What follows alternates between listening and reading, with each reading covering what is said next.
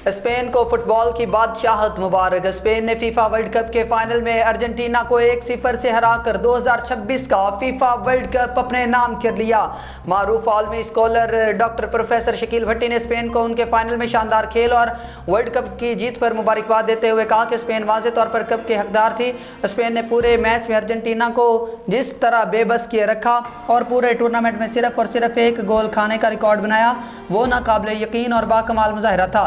Doctor साहब ने Argentina के आलमी शोहरत याफ्ता खिलाड़ी मेसी की फाइनल में बेबस कारकर्दगी और मायूस कुन रुखसती पर भी अफसोस का इजहार करते हुए कहा कि स्पेन की डिफेंड लाइन की सीसा पलाई दीवार का सामने मेसी की महारत मुकम्मल बेबसी का अफसोसनाक मुजाहिरा था।